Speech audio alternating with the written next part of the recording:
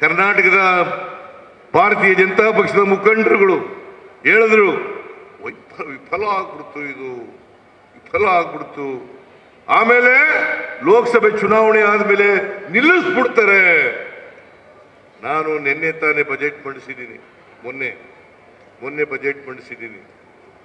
ಇವತ್ತು 5 ಗ್ಯಾರಂಟಿ ಯೋಜನೆಗಳಿಗೆ 52,000 ಕೋಟಿ ರೂಪಾಯಿಗಳನ್ನ 52,000 ಕೋಟಿ ರೂಪಾಯಿಗಳನ್ನ ಬಜೆಟ್ನಲ್ಲಿ ಅಲೋಕೇಟ್ ಮಾಡಿದ್ದೀನಿ.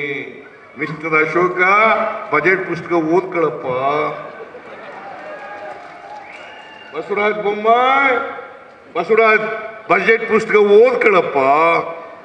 ಸುಮ್ಮನೆ ಯಾಕೆ ಜನರನ್ನ ದಾರಿ ತಪ್ಪಿಸ್ತಕ್ಕಂಥ ಕೆಲಸ ಮಾಡ್ತಾ ಇದ್ದಾರೆ. ಇವತ್ತು ಗೃಹ ಜ್ಯೋತಿ ಯೋಜನೆಗಳಿಗೆ ಸುಮಾರು 1,60,00,000 ಕುಟುಂಬಗಳಿಗೆ 200 ಯೂನಿಟ್ ಒಳಗೆ 200 ಯೂನಿಟ್ ವರೆಗೆ ಫ್ರೀ ಕರೆಂಟ್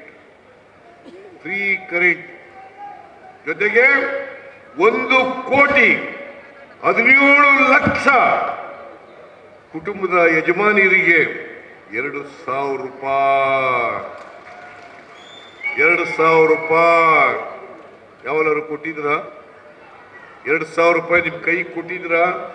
ನಿಮ್ಮ ಅಕೌಂಟ್ಗಳು ಕೊಟ್ಟಿದ್ರ?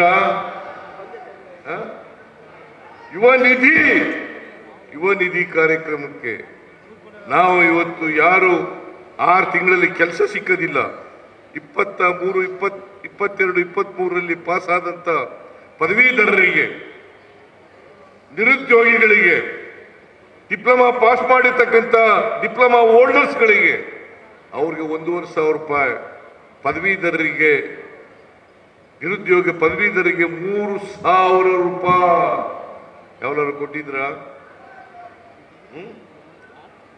ಇವತ್ತು ಏನಾದರೂ 8 ತಿಂಗಳ ಸರ್ಕಾರದಲ್ಲಿ ಸಂಪೂರ್ಣ 5 ಗ್ಯಾರಂಟಿಗಳನ್ನ ಜಾರಿ ಮಾಡಿದ್ರೆ ಅದು ಕಾಂಗ್ರೆಸ್ ಸರ್ಕಾರ ಅಂತಕ್ಕಂಥದ್ದನ್ನು ತಿಳ್ಕೋಬೇಕಾಗ್ತದೆ.